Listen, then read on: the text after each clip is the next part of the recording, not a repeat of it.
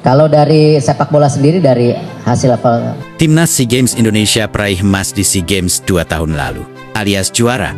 Terus di SEA Games 2025, Thailand, bulan depan. Mengapa Kemenpora melalui Pak Menterinya, Erick Thohir yang juga notabene adalah Ketua Umum PSSI itu, justru menargetkan cuma perak untuk putra dan perunggu di putri? Ini aneh. Apakah ini efek trauma dengan timnas senior yang tidak bisa lolos ke Piala Dunia akibat dari kepercayaan diri yang terlalu tinggi? Atau justru blunder mengulangi kesalahan kebijakannya sendiri? Atau ada alasan logis untuk penjelasannya?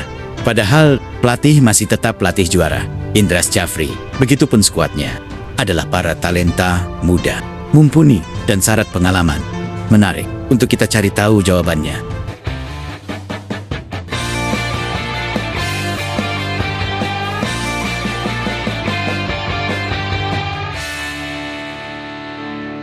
Selamat datang kembali di channel saya, Iip Martu Stories, untuk playlist sport dan sepak bola yang menyuguhkan informasi menarik dunia olahraga dan sepak bola. Terima kasih untuk dukungan kalian dengan menyimak setiap kontennya, like dan subscribe di channel ini. Semoga konten-konten yang kami sampaikan bisa menghibur, bermanfaat, dan memberikan informasi yang menarik untuk diketahui. Ketua Badan Tim Nasional BTN, Sumarji, mengungkap persiapan Timnas Indonesia U22 jelang SEA Games ke-2025.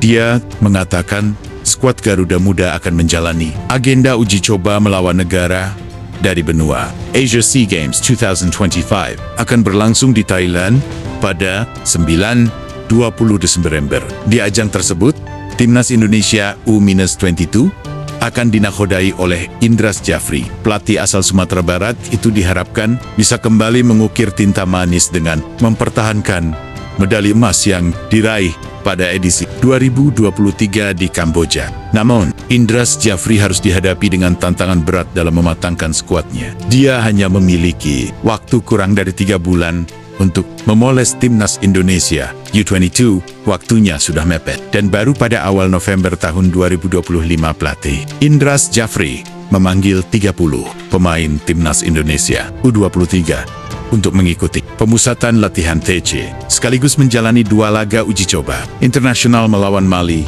sebagai bagian dari persiapan menuju SEA Games ke-2025. Bukan negara Asia lawan latih tanding Garuda Muda tersebut, seperti diungkap Sumarji. Namun salah satu tim kuat Afrika saat ini Mali. 2 pertandingan yang bertajuk International Friendly Match tersebut akan digelar di Stadion Pakansari, masing-masing pada 15 November tahun 2025. Kick-off 20.0 WIB dan 18 November 2025. Kick-off 20.0 WIB mendatang. Seperti telah kita tahu, hasil 2 kali uji coba dengan negara yang sama itu adalah pada laga awal Indonesia kalah telak 0-3. Alasan kekalahan itu dinilai karena tim baru berkumpul, belum padu, dan belum melakukan TC secara lengkap. Namun dipertandingkan keduanya, Garuda Muda berhasil menahan imbang tim muda Male dengan skor 2-2, sekaligus membuktikan progres pelatihan. Indras Jafri layak untuk diapresiasi. Pada daftar pemain yang dipanggil kali ini menunjukkan perpaduan komposisi antara pemain keturunan dan talenta potensial di kompetisi Super League. Nama-nama seperti Moro Niels Zijlstra, Ivor Jenner, dan Jens Raven akan bahu-membahu bersama para pemain muda seperti Arkan Fikri, Tony Firmansyah, serta Kadek Arel Priyatna yang tetap mendapat kepercayaan untuk memperkuat lini belakang Garuda Muda. Menurut agenda, SEA Games 2025 sendiri akan digelar di Thailand pada 3-18 Desember mendatang. Dan 2 laga uji coba ini menjadi bagian dari rangkaian persiapan akhir Timnas Indonesia U23 sebelum menghadapi ajang bergengsi antar negara Asia Tenggara tersebut. Nantinya, Indonesia akan bersaing dengan tim kuat seperti Singapura, Myanmar, dan Filipina. Berikut daftar lengkap pemain yang dipanggil untuk mengikuti pemusatan, latihan, dan 2 laga uji coba internasional kontra Mali. Penjaga gawang Kaya Supriyodi PSIM Yogyakarta, Dava Fasya Sumawijaya Borneo FC, Muhammad Ardiansyah PSM Makassar, Ikram Al-Ghifari Bekasi FC, Beck Brandon Marcel Schuneman Arema FC, Doni Tripamungkas Persija Jakarta, Frankie Diener Misa Bayangkara Presisi, Dion Wilhelmus, Eddie Marks Topoa, Kadek Arel,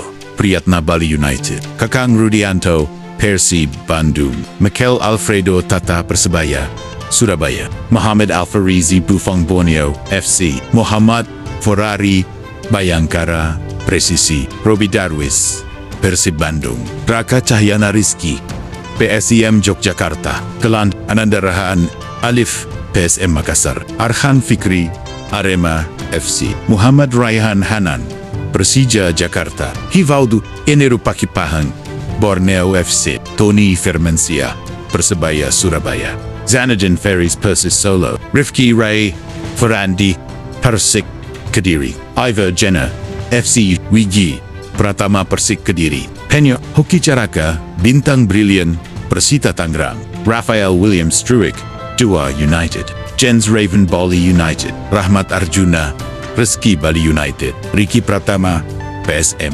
Makassar, Mauro Nil Ziustra Volendo. Di akhir TC, hal sulit mungkin harus dilakukan Coach Indra Syafri karena setiap negara hanya bisa mengisi skuadnya 20 pemain saja. Artinya ada lebih dari 10 peserta pelatnas yang dikembalikan ke klubnya masing-masing. Pelatih harus putar otak untuk mengisi posisi dengan pemain yang benar-benar siap. Bukan, itu saja Indra Syafri tak menganggap SEA Games hanya kompetisi tidak penting. Buat Indra Syafri, piala dan raihan juara wajib dipertahankan. Ini bedanya dengan Pak Menteri Erick Thohir yang Ketua Umum PSSI, yang entah merendah atau tak mau membebani target tim, yang hanya menuntut perak dari cabang olahraga paling bergengsi ini. Atau Erick Thohir justru tak menganggap juara SEA Games tidak penting?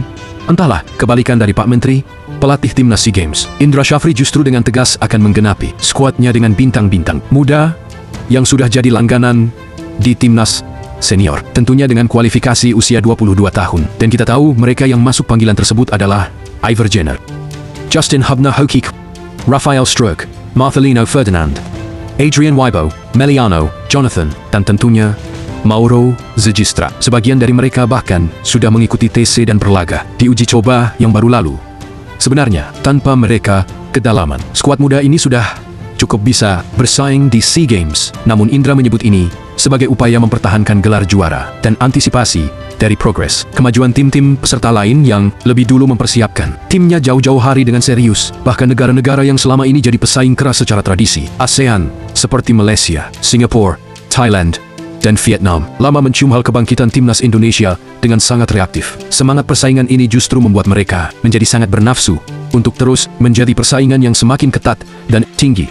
Bahkan dengan terang-terangan mereka mengatakan, untuk fase grup Indonesia pasti lolos, bahkan jadi juaranya. Di babak selanjutnya mereka siap meladeni permainan Garuda Muda, dan dengan segala cara, mereka akan melakukan apapun untuk meredam dominasi Indonesia di ASEAN. Dan inilah hal yang menarik untuk kita selalu ikuti dan menjanjikan tontonan yang tentunya menyertakan emosi dan adrenalin kita sebagai pendukung timnas Garuda Muda yang kita banggakan. Terima kasih sudah menyimak. Sampai jumpa di konten sepak bola selanjutnya.